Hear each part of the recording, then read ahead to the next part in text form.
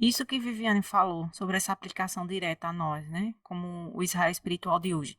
Eu queria complementar esse texto de Romanos com o Salmo 78, no verso 22. Romanos? Eu queria completar com o Salmo 78, verso 22.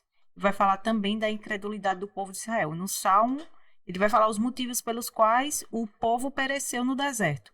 E no Salmo 78, no verso 22, o salmista diz assim: porque eles não acreditaram em Deus e não confiaram na sua salvação.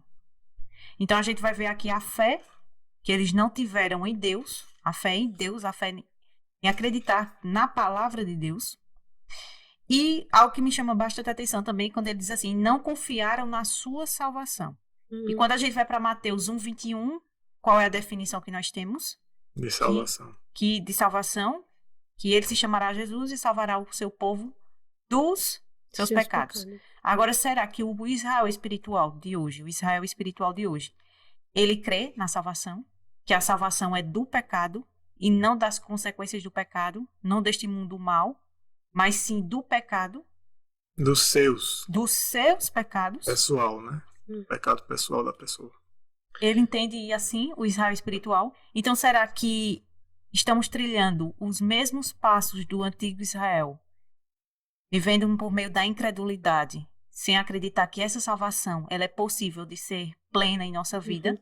E só para pegar o gancho aí, o povo de Israel, né, daquele tempo, ele tinha vivido as promessas que Cristo fez com ele, né, que Deus fez para eles ali no Egito, né?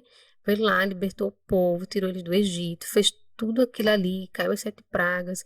Mais adiante, Deus abriu o mar para eles. Mais adiante, Deus proveu o maná. Deus fez uma água que era muito amarga, ser doce para ele tomar. Então, Israel tinha uma experiência vivida, única com Deus. Com o sobrenatural. E sobrenatural.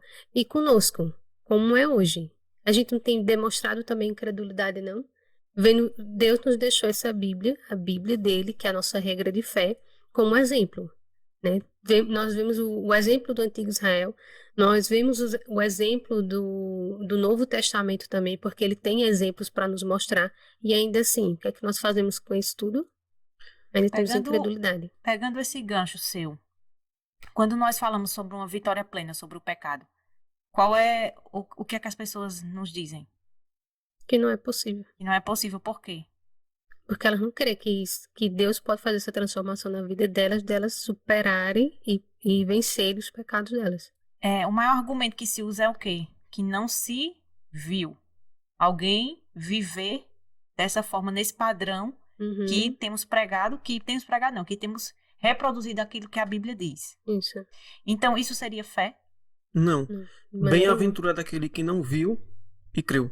Justamente. E a fé não é pelo que vemos. Aliás, não andamos pelo que vemos, né? Mas pela fé. Hebreus capítulo 4, o verso 6, ele diz assim, ó, vendo, portanto, que ainda há alguns que devem entrar e que aqueles que primeiro receberam a pregação não entraram por causa da incredulidade. Então ele vai enfatizando mais ainda que o Israel antigo, aquela geração que passou 40 anos até chegar perto das fronteiras da Canaã terrestre, não entraram por causa da incredulidade. E eles receberam a pregação da palavra. Aí no versículo 11, ele vai nos exortar. Esforcemo-nos, portanto, para entrar naquele repouso, a fim de que nenhum homem caia no mesmo exemplo de incredulidade. Então a palavra de Deus está nos advertindo. Esforçar. Se esforçar. Busque a verdadeira fé. Busque possuir na sua vida a fé de Jesus. Olhe para Cristo, estude a sua palavra, estude sua vida, mantenha os seus olhos fitos no autor e aperfeiçoador da fé, porque ele vai dar a fé a você e ele vai te capacitar, a exercitar e a cultivar. Então, aí veja o que diz o versículo. Do homem a desempenhar? Então o homem tem uma obra a desempenhar? Sim, seguir os passos.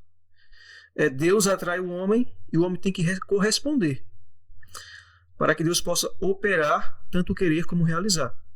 Agora veja o que diz o versículo 12. Porque a palavra de Deus é viva e poderosa. Então Paulo, ele destrincha A causa do porquê aquela geração não adentrou na Canaã terrestre foi porque eles exerceram em sua vida a falsa fé, a fé de Satanás, mesmo vendo Deus operando poderosamente milagres ao longo de vários anos. Eles não quiseram exercer a verdadeira fé. Aí quando Paulo menciona a causa deles, depois que Paulo nos exorta, aí ele nos encoraja, porque a palavra de Deus é viva e poderosa. Ou seja, a palavra, ela tem poder para cumprir aquilo que ela diz. Aí, outro ponto. Os incrédulos daquele tempo entrou na Canaã? Não. Josué e Hoje, Caleb só. os incrédulos de hoje vão conseguir entrar se não mudar? Não, tem que se Tem que arrepender. ter uma mudança. Mas aí entra um ponto que eu ia A falar. incredulidade é pecado. Aí Pecadores entra um ponto. habitaram no céu? De Olhamos maneira para o alguma. passado, vemos as consequências deles, que eles sofreram, que está para nós como advertência. Isso. A Bíblia diz, né? 1 Coríntios capítulo 10. Que a história deles foi escrita para nós como advertência de que se a gente fizer as mesmas coisas, os mesmos resultados virão, né? Inclusive, dando uma observação, Jesus disse assim, certa vez em uma cidade, eu não vou me recordar qual é a cidade, se vocês recordarem, vocês dizem assim, ele disse, se em Sodoma e Gomorra tivesse sido feito o que foi feito aqui, haveria menos rigor para eles. Então, a gente tem mais luz do que aquele povo. Muito mais luz. Aí a gente olha o que aconteceu com eles e acha que não vai acontecer com a gente. Exatamente. Isso É a é presunção.